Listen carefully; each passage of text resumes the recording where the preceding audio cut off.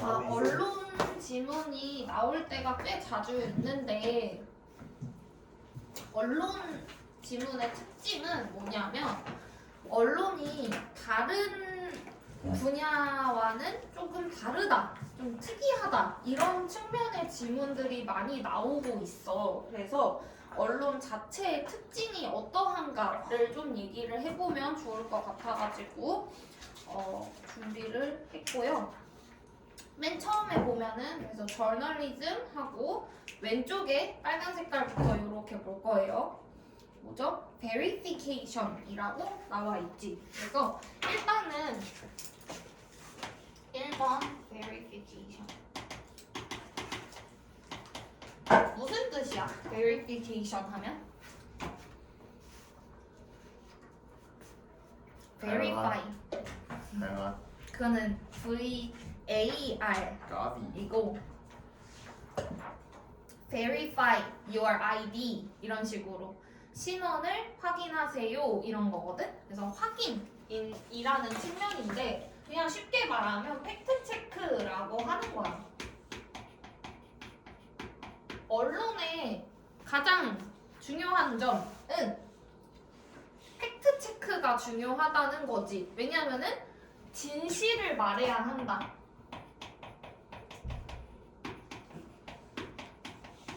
요게 중요하기 때문인데 그래서 얘네들은 진실을 전달하는 방식으로서 시스테매틱 프로세스가 있대. 시스테매틱 프로세스. 진실을 확인하는, 팩트를 체크하는 그 시스템적인, 체계적인 과정이 있다라고 하더라고요. 근데 뭐 말이 거창한 거에 비해서 사실 내용은 별거 안 돼. 어떤 기자가 뭐에 대해서 기사를 낼 때 대표적으로 쓰는 방법이 뭐가 있을까? 연예인에 대해서 쓸 거야. 그럼 뭐부터 해야 돼? 의혹 이런 거. 탈세 아니 그러니까 탈세 의혹이 있다 막 이런 거를 기사로 낼 거야. 그러면은 기사를 내기 전에 어떻게 팩트 체크를 할 수 있어? 팩트체크 안 하고 내잖아요. 그러니까 요즘 문제라고 하는 건데 그런가? 원래는 원래 팩트 어떻게 체크를 하고 아, 내야 그래요? 되는 게 맞는 거야. 그래서 우리가 기레기라는 말을 하는 거잖아. 저런 걸 정해진 것을 안 지켰기 때문에 얘기를 하는 거겠지. 제일 간단한 거 뭐예요? 당사자와 확인한다 이거야. 그래서 인터뷰 이게 가장 간단한 방법이겠지. 당사자와 그 연락을 취해봤지만 받지 않았다 이런 거, 아니면 소속사와 확인 중에 있다 이런 것들, 아니면은 그 탈세 진짜 뭐 리스트가 공개됐다라고 하면은 그 리스트를 확인해 본다든지 이런 것들이거든. 그래서 인터뷰를 하거나 아니면은 관련 법령 같은 것들을 확인하기, 이런 게 팩트체크의 가장 기본이 된다. 당사자와 물어보거나 관련된 법안이나 뭐 행정적인 조치 같은 것들을 리얼로 확인을 하는 거지. 그래서 이게 가장 중요한 기자의 특징이기 때문에 두 번째 하고도 연관이 되는데, 두 번째 게 퍼블릭 어카운터빌리티죠. 대중 빌리. 어카운트 계좌 맞아. 여기서 내가 여기 이런 것들을 꼭 영어로 같이 쓰는 이유가 이런 용어들이 해석이 애매하기 때문에 그런 것도 있거든. 일단 public이라고 하면 대중이라는 뜻이지. 그리고 account라고 하는 말에는 여러 가지 뜻이 있어서 애매해지는 거야. 이 accountability, account라고 하는 거는 설명하다라는 게 기본 뜻이거든. 그래서 이게 대중에 대한 설명이 가능하다, 대중에게 설명을 할 수 있다 라는 뜻도 되고요. 그래서 설명 혹은 책임이라는 뜻으로도 쓸 수 있어.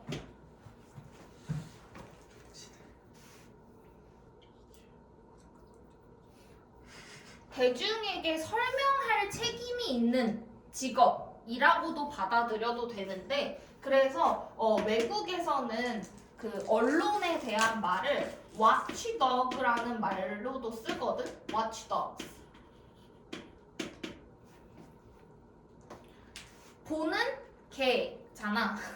뭘 봐? 개를 봐요. 아니 개가 뭘 보냐고. 아 개가 보는 거요?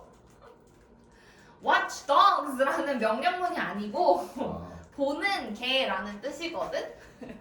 경비견이라는 뜻이야. 경비견. 모를 수도 있지. 집 지키는 개인 거지. 경비견. 그래서 이게 뭐냐면은 언론이 누구를 지키는 거냐면 대중을 지키는 거야. 그래서 대중을 대표해서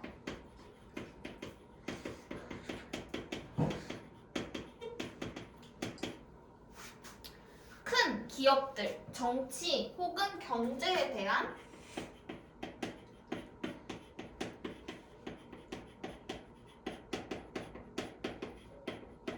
감시의 역할을 할 수 있다 라고 하는 게 언론이 해야 하는 정석적인 일인 거지. 그래서 정치가 뭔가 잘 흘러가고 있는지 잘 되고 있는지 그리고 뭐 기업들, 큰 기업이 비리를 저지르고 있지는 않은지 환경에 뭔가 문제가 되는 일을 하고 있지는 않는지 이런 것들을 잘 지켜서 감시를 해줘야 된다라는 거고 여기에서 이제 일반 기업과의 차이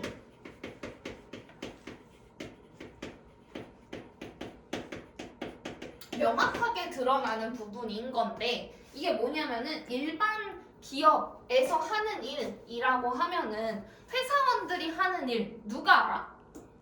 대중들이 알아?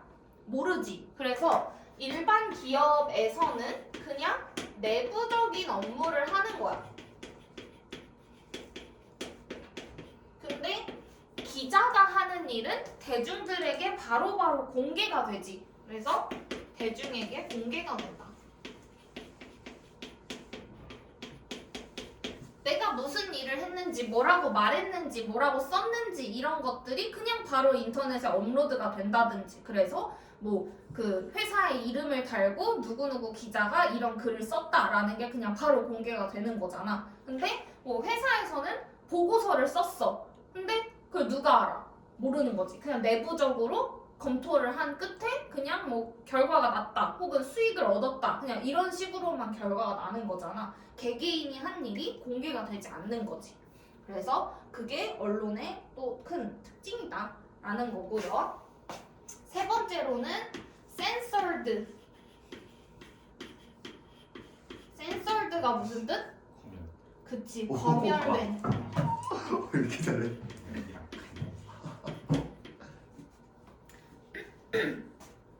고수인데? 이게 퍼블릭 어카운터빌리티와 정확하게 반대되는 개념이 될 수도 있는 거야.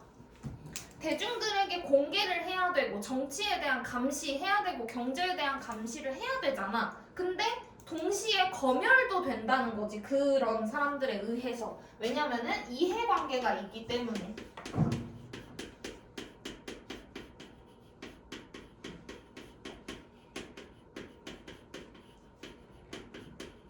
결국에는 언론사라고 하는 것들은 뭐예요? 사잖아, 회사잖아. 그러면은 정치 경제의 대상이기도 하단 말이야. 그 속에 속해 있는 집단이기도 하잖아. 그래서 이해관계라고 하는 것은 정부와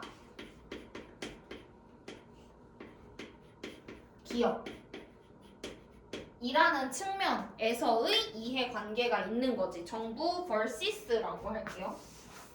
정부 vs 기업.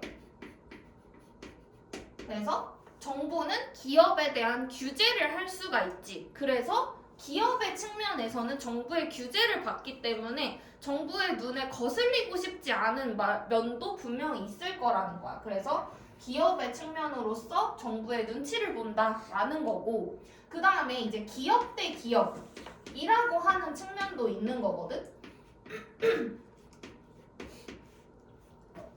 이건 뭐냐면은 얘가 어차피 기업의 언론의 큰 역할은 뭐예요? 이익 창출이야. 근데 이 이익은 사실 대중들에게서 나와?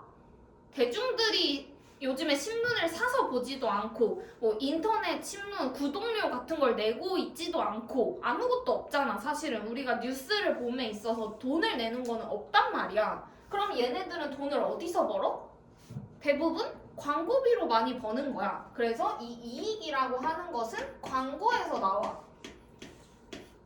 광고는 누가 줘? 다른 기업이 주는 거야. 그래서 그 광고를 준 기업의 눈치를 볼 수도 있는 거지. 더글로리 봤잖아. 더글로리에서 연진이가 기상캐스터로서 200을 버는데 연진이 남편은 걔를 기상캐스터로 고용해준 회사에다가 2억을 갖다 바친대잖아. 2억 맞죠? 하여튼 그런 식으로 그 이익 창출을 해주는 대상, 스폰서라고 하지, 후원사들에게 당연히 눈치를 볼 수밖에 없는 구조가 되고요.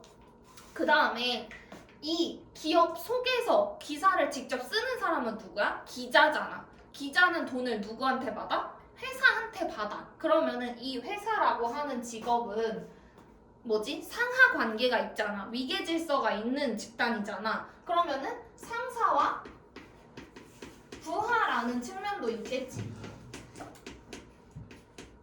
이 부하라고 하는 사람은 상사 개인의 영향도 받잖아. 그러니까 상사의 개인적인 성향 에도 영향을 받을 수 있다는 거지.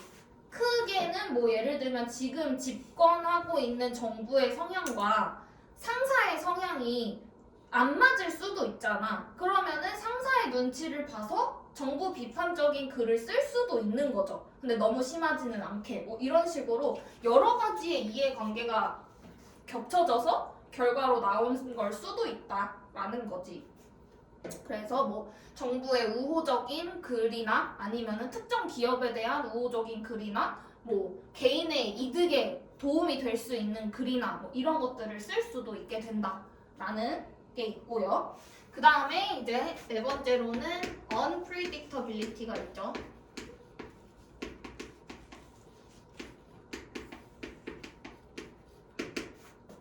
예측 불가.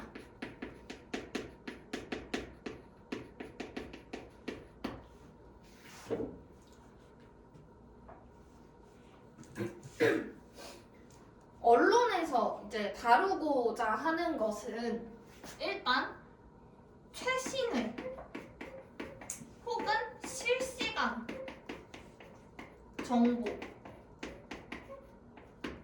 다루고 있잖아. 그러니까 계속해서 속보 같은 거를 내줘야 될 수도 있고 속보나 아니면 변수 같은 것들이 생길 수 있겠죠. 갑자기 재해가 발생한다든지 그러면은 그거에 대한 빠르게 대응을 해줘야 되는 거니까. 그 다음에 뭐지? 계속 그냥 최신의 정보를 계속 업데이트 해줘야 돼. 매일매일 뉴스 나오죠. 9시 뉴스, 6시 뉴스 어쩌고저쩌고 나오는데 그러면은 9시 뉴스하고 6시 뉴스하고 정확하게 똑같은 걸 전달해주지 않잖아.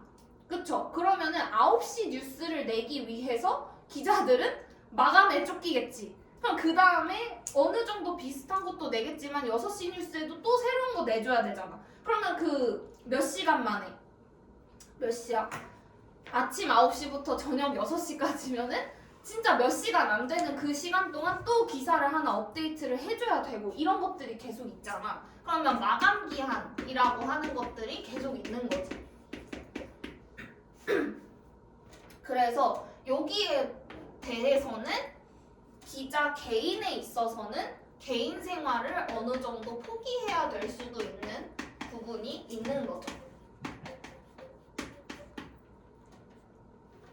그래서 언론 관련 지문이 나온다라고 했을 때에는 뭐 이런 저런 측면들에 대해서 많이 얘기를 할 수가 있는데 그 중에서도 개인의 측면에서는 약간 그 워라밸이 좀 안 맞는다라는 측면도 다룰 수가 있는 거지. 왜냐면은 그게 최신 경향이라서 그래.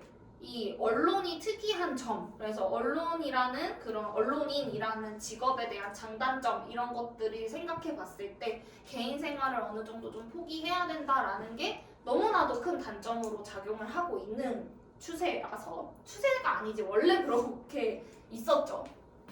아무튼 그렇고 예전에 그 누구지? 21, 24인가? 뭐지? 25, 21? 그거 그 드라마 있었잖아. 걔 김태리 나오는 거. 거기 걔가 그 누구지? 남자가 사회부 기자였잖아. 그래서 연락도 못하고 맨날 가야 되고 그런 게 나오죠. 그러니까 기자라고 하는 직업의 특징인 거지. 그 다음에 마지막으로는 no license. 라이센스가 뭐예요? 면허. 그치, 면허, 자격증 같은 게 없는 거야. 그래서 무면허. 무면허. 너네 다 무면허.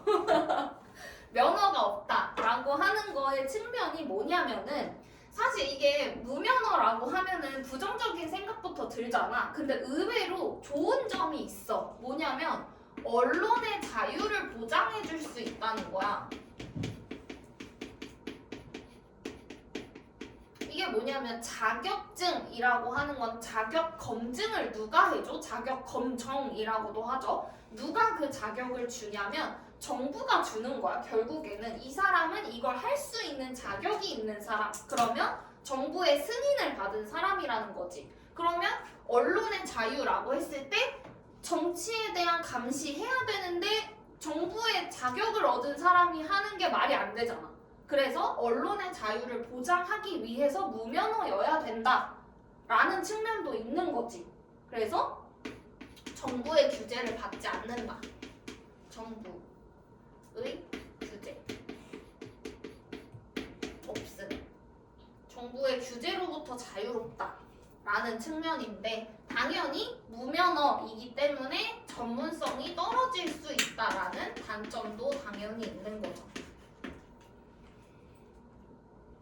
그래서 누구나 할 수 있지만 누구나 하면은 이제 안 되는 그런 측면이 있는 거지. 그래서 이런 것들은 이제 신념이 중요한 사람, 뭐 직업 정신이 투철한 사람 이런 사람들이 해야 되는 그런 직업이 될 수 있겠지.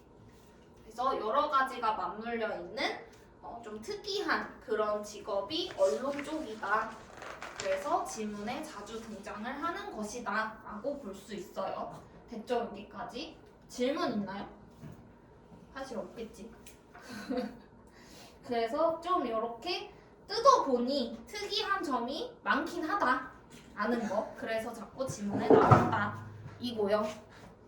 일단 여기까지 내용 설명은 일단 오늘 우리가 풀었던 지문에서 31번인데요. 요거는 언론이라는 소재를 사용하기는 했는데 언론이라는 측면 자체의 그런 역설성에 대해서 얘기를 한 건 아니고 스포츠 저널리즘이라는 부서가 가진 언론의 타 부서와는 다른 점에 대해서 얘기를 하고 있어. 그래서 이 언론이라고 하는 점은 분야는 너무 그 특수한 점들이 있잖아. 그리고 당연히 우리도 뭐 사회부 기자, 뭐 연예부 기자, 스포츠 기자 이런 식으로 분야도 세분화되어 있는 경우가 있죠. 그러면은 그 분야들에 대한 특성이 또 다 다를 거 아니야. 그래서 그런 측면에서 스포츠 저널리즘의 특성을 위주로 얘기를 하고 있는 거죠. 근데 어차피 여기에서도 처음에 말해주지만 역설적인 측면이 있다라고 얘기를 하고 있어. 그래서 그냥 그 큰 언론의 틀에서 벗어나지는 않는 그런 거라고 보시면 될 것 같고. 그래서 처음부터 봅시다. There is something deeply paradoxical about the professional status of sports journalism 이라고 해서 스포츠 언론의 직업적 지위에 대해서 역설적인 것이 있다. 특히나 in the medium of print 했는데 프린트라는 그 미디엄, 매체, 인쇄 매체로서 특이점이 있다라는 거죠. 역설성이 있다. 그래서 인쇄 매체 속 스포츠 언론의 역설성.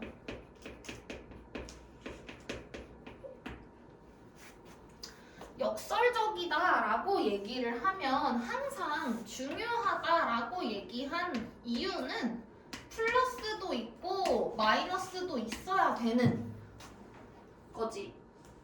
그래서 좋은 점이 있고 나쁜 점이 있든지 아니면 뭐가 많은데 뭐가 적든지 이런 게 그 반대되는 개념이 항상 같이 있을 때 역설적이다라고 얘기한다는 거를 알고 있어야 뭐는 많고 뭐는 적다, 뭐는 좋고 뭐는 적다라는 게 빨리빨리 눈에 보이죠.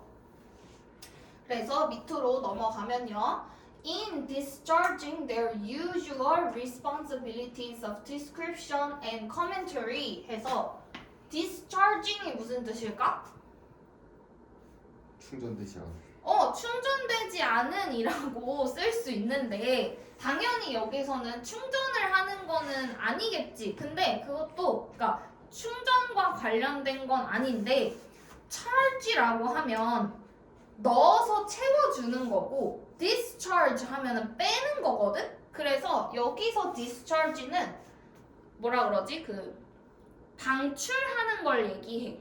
해산 이런 것도 되고요. 그래서 그들의 뭐 묘사와 코멘터리의 일반적인 책임들을 이렇게 내보내는 역할인 거지. 그런 것들을 함에 있어서 reporters accounts of sports events 이 스포츠 사건들의 리포터의 어카운트 나오죠. 설명, 말 이런 것들은 eagerly consulted by sports fans 해서 여기까지 일단 보면 스포츠 팬들에 의해서 적극적으로 상담이 된다, 컨설팅이 된다 라고 하는 거 뭐야?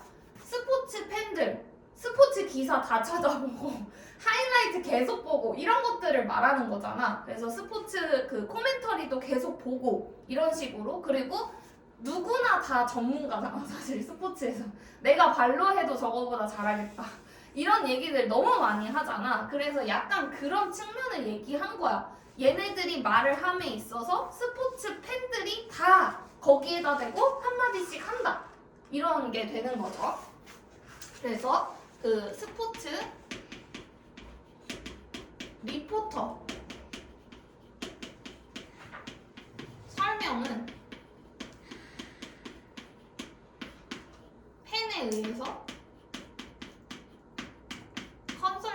컨설팅이 계속 이루어지는 거고 while in their broader journalistic role of covering sports in its many forms 그래서 border journalistic role 언론가의 경계에 있는 역할이라고 하는 거야. 많은 형태에서 스포츠를 커버하는 약간 경계에 있는 그 기자적인 역할이 있는데 스포츠 저널리스트는 are among the most visible of all contemporary writers. 현대의 그 기자들이겠죠. 모든 글 쓰는 사람들에 비해서 가장 명확한 측면이 있다라고 해서 이 팬의 컨설팅을 받는다라고 하는 측면이 기자의 뭔가 경계적 역할이 스포츠에서 명확하다.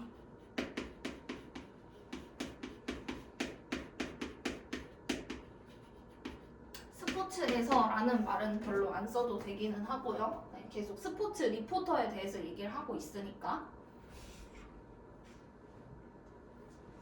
그래서 여기에서도 이 역설성이 있다라고 하는 게 이런 경계에 있다라고 말하는 것과 연관이 되어 있는 거지. 뭔가 이런 측면도 있고 이런 측면도 있다. 애매한 지점이 있다라고 말하는 거. 그리고 그것이 여기에서 가장 명확하다. 스포츠 기자가 그 역설성이 가장 두드러지는 측면이다라고 말을 하는 거죠.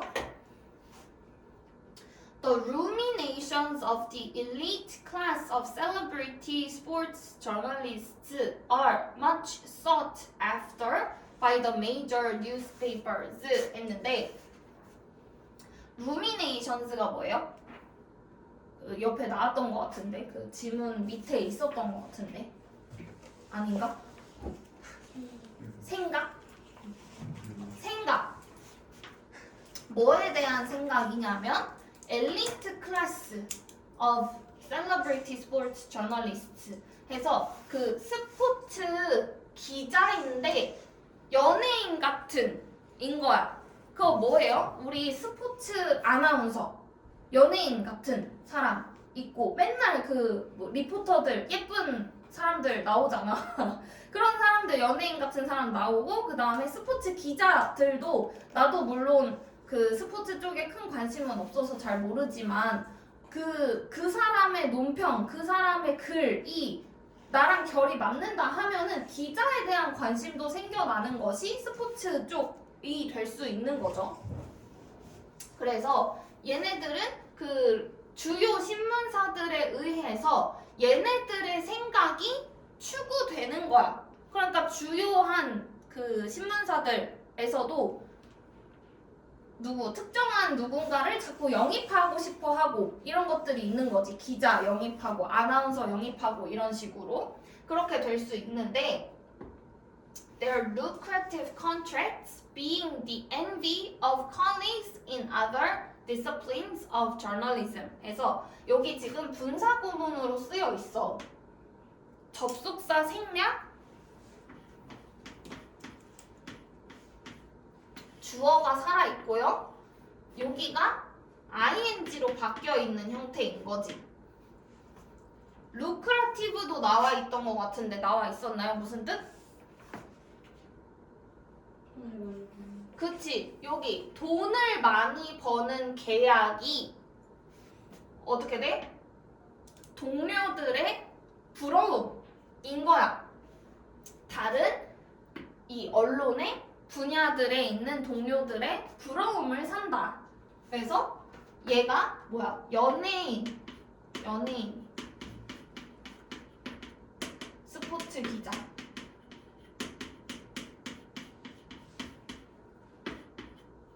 계약금을 많이 받고 즉 동료의 질투.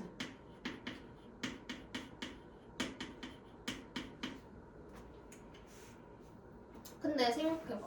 스포츠 기자라고 생각해봐. 그러면은 맨날 야구를 좋아하는 기자야. 그럼 나 맨날 야구장 가가지고 오늘은 누가 뭘 얼마나 쳤다. 누구는 홈런을 쳤다. 이런 거 쓰면 되잖아. 얼마나 좋아. 그냥 이런 돈을 많이 벌고 어쩌고 저쩌고 하는 건 우리가 모르더라도 일단 그냥 평소에 미리 생각을 해놓자면 스포츠 기자들은 자기가 좋아하는 스포츠를 보고 그거에 대해서 글을 쓰고 그 다음에 돈을 받아.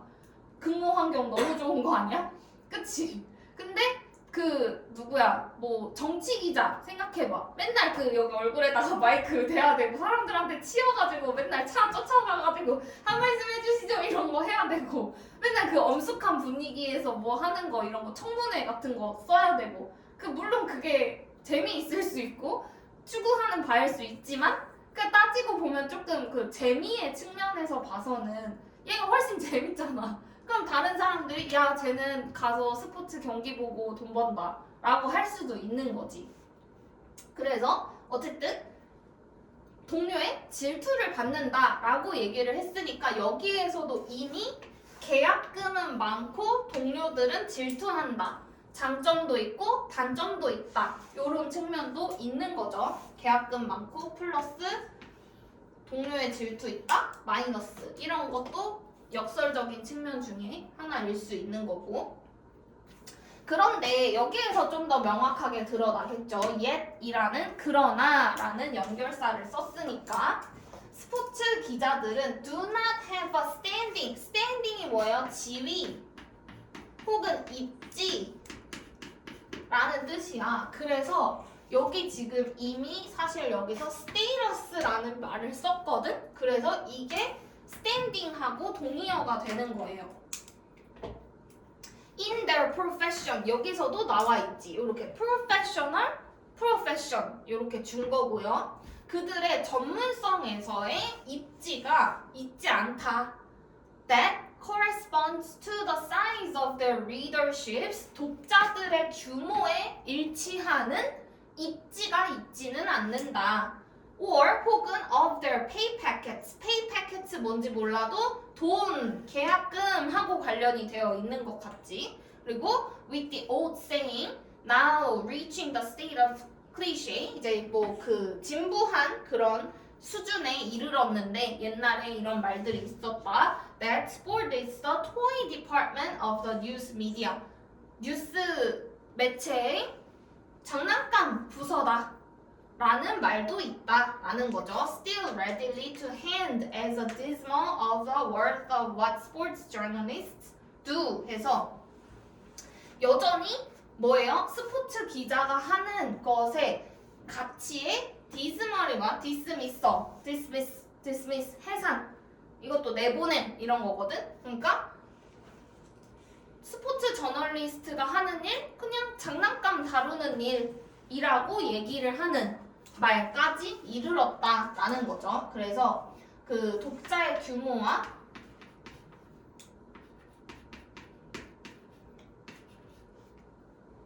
돈, 계약금과 맞지 않는 전문적 지위.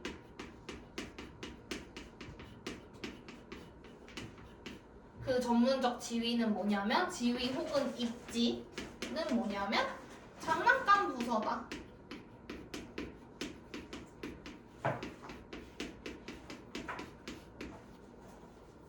놀고 먹는다 라는 측면인 거지. 그래서 얘네는 뭐야? 독자의 규모와 돈은 많은데 읽는 사람들도 많고 팬하고 많고 하는데 지위는 어떻다 여야 되겠어요? 지위는 낮다가 돼야 되겠지.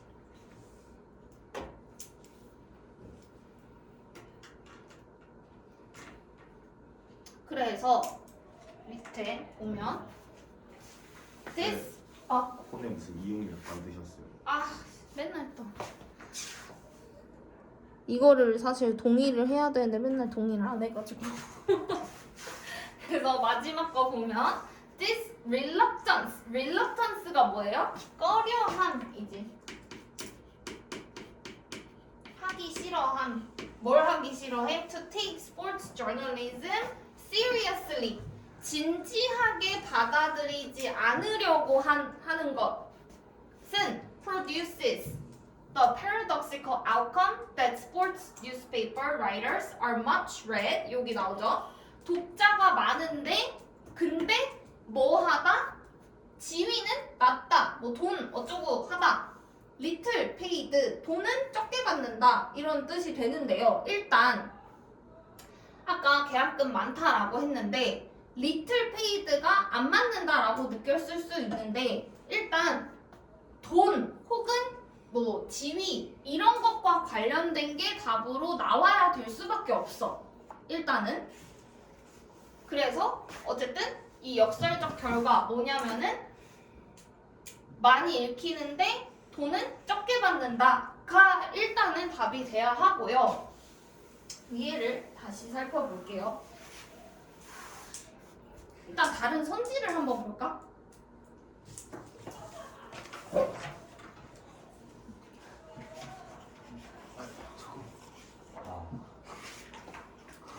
다른 선지에 뭐라고 되어 있어요? 있나? 문제가 답이 왜 아니잖아요. 답이 이게 아니야? 왜 박사 주 내가 답을 잘못 잡았나? 정확히 핵심을 짚었어. 맞아, 페이드가 지금 이상한 것 같아서 선지를 좀 보려고. 어딨지? 왜 문제가 나머지 보자. 어이치. 답이 뭐야? 내가 잘못 썼나 봐. 어드마이어였던. 뭔 뜻이야? 어드마이얼드? 다른 뉘앙스로. 더 긴 거 진짜요? 있어요? 쌤 어드마이어리 뉘앙스로라는 아니 뜻이- 뉘앙스로 아니 맞췄다고. 뉘앙스로 맞췄다고. 아 뉘앙스로 맞았다. 그러니까 뭔 느낌의 단어는 아닌데 그래서 뉘앙스. 야 뭐야 뭔 느낌인데? 아 없어. 새끼 찍었네. 뭘 기가 문제가 없잖아. 5등급 나오면 찍어서 1등급 나오면. 야 풀어서 오는 거야. 그냥 어드마이얼드가 딱 끝이지. 그치. 아 이거 내가 답을 체크를 잘못한 거다. 이거 어드마이얼 그쵸. 그러면은 딱 됐지. 어드마이얼드. 이제 요거는 아니고 아 그래서 얘는 다 긍정 쪽에 있고 여기 부분이 들어가야 돼서 그 존중받지 않는다. 요게 답이 되어야 되는 거지. 깜짝 놀랐네.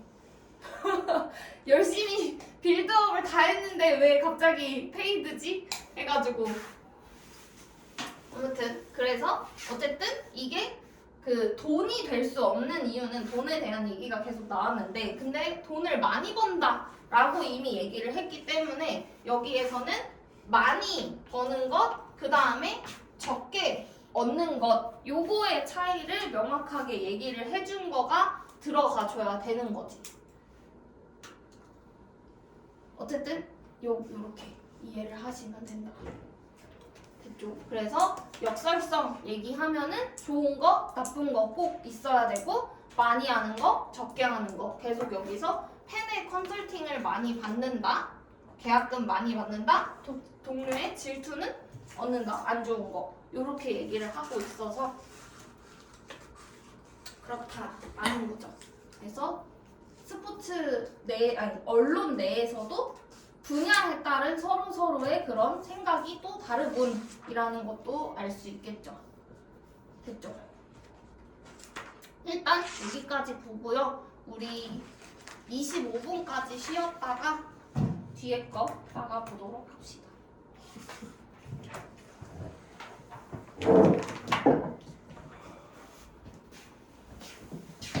와. 이 언어의 특성이라는 거 국어 시간 때 배우거든? 몰라요. 나는 국어 시간 때 배웠거든? 근데 너네도 아마 배웠을 것 같기는 한데 그 위에 써져 있는 것보다 좀 더 많은 얘기를 할 거거든? 그래서 봅시다. 1번은 discreteness. 뭔 뜻이야? discrete가 discrete하고 뒤에 문자 하나 더 있어야 되네요.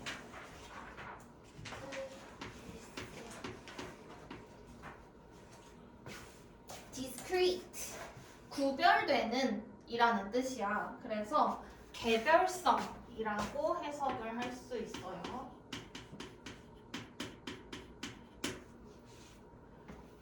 언어라는 것은 개별성이 있다라는 건데 그게 무슨 말이냐면 그냥 들고 가야겠다. 의문, 형태소,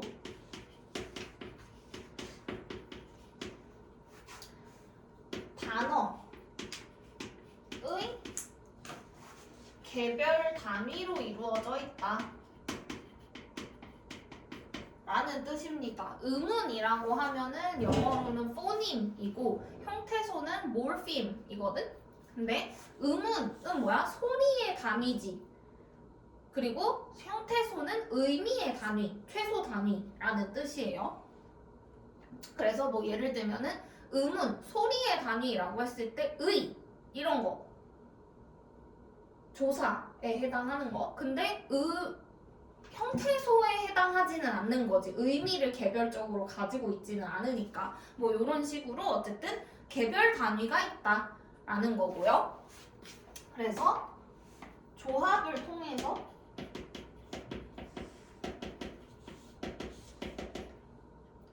의미 있는 소통이 가능해진다. 의미 있는 소통 가능.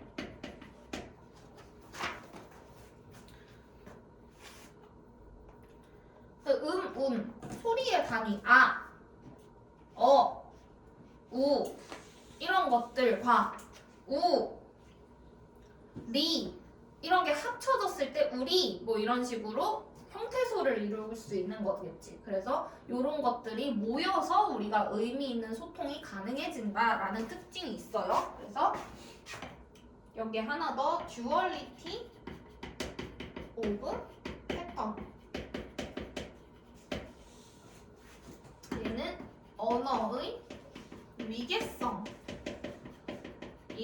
표현을 할 수 있는 건데 그 위계성이라고 하는 거는 크고 작고 하는 거를 나눌 수 있다는 얘기잖아. 그래서 의문이 가장 작은 거, 형태소가 그 위, 그 다음에 단어, 그 다음에 구, 절, 문장 이런 식으로의 위계성이 있다라는 거야. 그래서 그거를 하나하나 개별적으로 조합을 해서 의미 있는 소통이 된다라는 특징이 있는 거고 그것 때문에 두 번째로는 크리에이티비티가 발생하게 되는 거예요. 창의성이죠. 언어의 창의성이라고 하는 거. 그래서 언어의 변화성이라고도 하죠. 언어는 변화한다. 그리고 시대성이라고도 하고 유행이라고도 얘기를 할 수가 있게 되는 거. 그래서 세대마다 새로운 단어, 구, 절을 만들어낸다. 이런 특징이 있는 거지. 그래서 대표적으로 이 개별성과 창의성을 생각해 볼 수 있는 게 열받는다라는 표현. 이거 안 써도 돼요. 열받는다. 이런 표현을 만들어낼 수 있는 게 사실은 이게 기본 어원을 따지면 화난다잖아.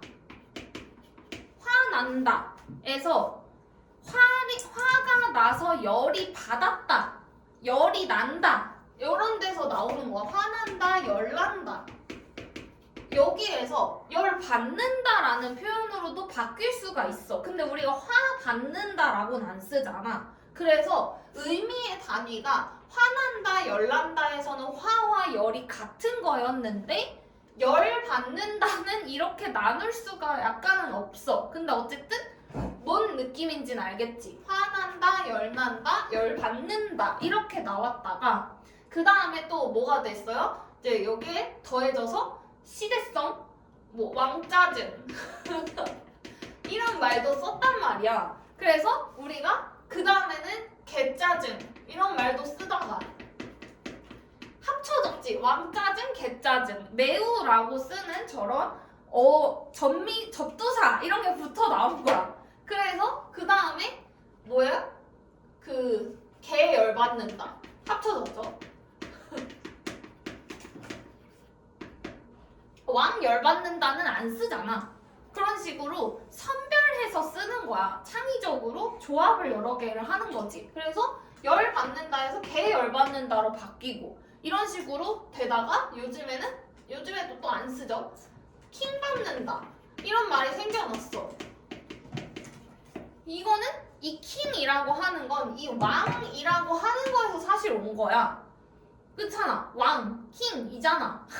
이렇게 왔다가 개킹 받는다도 쓰고 뭐 어쩌고저쩌고 이렇게 됐다가 이 킹이라는 말을 원래는 이 열받는다라는 말에서만 쓰다가 나중에는 킹리적 가심 이런 것까지 변해왔잖아.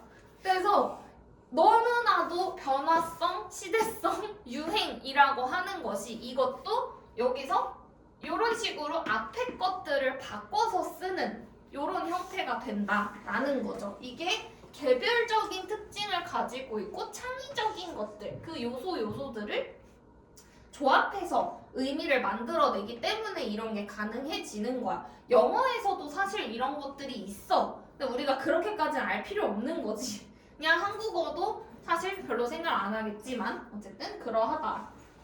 그래서 여기에서 더해지는 특성이 arbitrary라는 거야. arbitrary,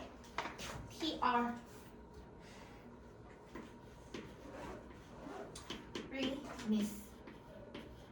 arbitrary라고 하는 게 뭐지? 임의적인 랜덤의 이런 뜻이거든. 그래서 임의성. 지 맘대로 한다 라는 뜻이야 사실은. 그래서 은어라는 거가 만들어지는 거죠. 킹리적 가심 이런 거는 우리가 은어라고는 하는데 약간 많은 이들이 쓰는 대중적인 은어인 거지. 은어 혹은 슬랭이라고 말을 할 수 있는 거. 공식적인 말은 아닌 거잖아. 그래서 공식 선상에서 쓸 수는 없는 그런 말들인데 대중적으로 알고 있는 말 이런 게 생겨날 수 있는 거고, 그 이유는 관계마다 언어라고 하는 것은 단어의 사용이나 의미가 다르다는 거야.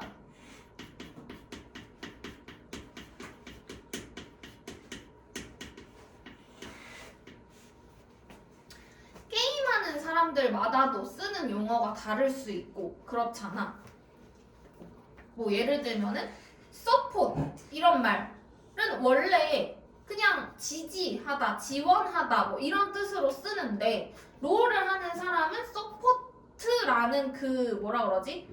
라인이 있는 거잖아. 그 라인이라는 말도 마찬가지야. 그 정해진 위치가 있는 거고 그 나 잘 몰라 사실. 그러니까 나는 라인이라는 말을 모르지 않을 거 아니야. 당연히 알잖아. 우리도 다른 뜻으로 다 쓰잖아. 근데 롤을 하는 사람과 안 하는 사람의 그 용어와 사용의 의미의 차이가 너무나도 달라진다 라고 이해를 할 수 있는 거죠. 그래서 여기에서 가장 큰 특징은 뭐냐면 이 밑에다 그냥 쓰시면 돼요.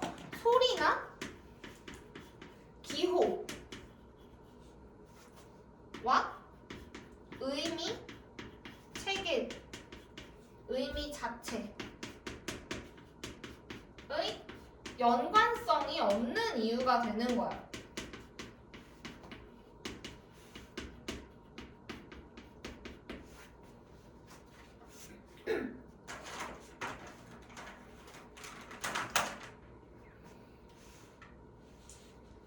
말과 기호라고 하는 거는 사실 우리나라 뭐라 그럴까? 소리와 의미가 딱히 연관이 있지 않다라고 하는 거. 예를 들면 책상이라고 하는 말도 우리가 그냥 이렇게 생긴 걸 책상이라고 부르자 라고 말을 했기 때문에 의미가 생긴 거지. 단어의 의미가 생긴 거지. 책상이라는 말을 말했을 때 모든 외국인들이 다 이걸 떠올리는 게 아닌 거잖아. 그쵸? 그래서 이건 그냥 우리의 사회적 약속인 거지 그 자체가 가지고 있는 의미는 없다는 거야. 소리와 기호가. 그래서 동시에 외국어가 있을 수 있는 이유인 거지. 성립 가능한 이유.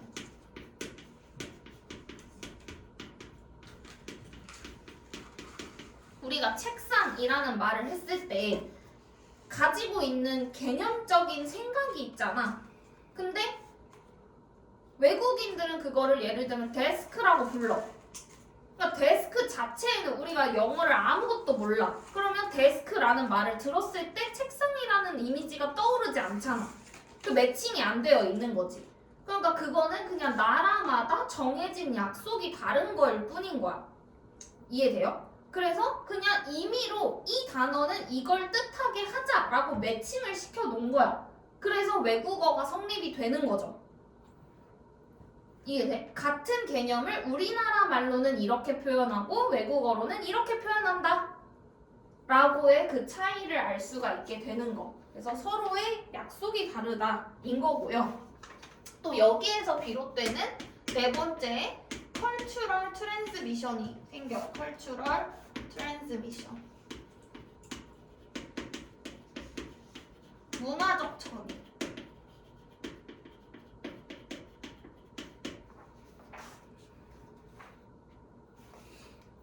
다 같은 계열이기는 한데 문화라고 하는 건 뭐 예를 들면은 MZ 세대의 문화, 젠지 세대의 문화라고 해서 세대 간의 문화가 다를 수 있지. 그리고 지역적으로 나라마다의 문화가 다를 수 있는 거잖아. 그래서 그거 두 가지를 다 생각을 하셔야 돼요. 그래서 세대 간 교류와 상호 노출로 전달 될 수 있다라고 하는 거.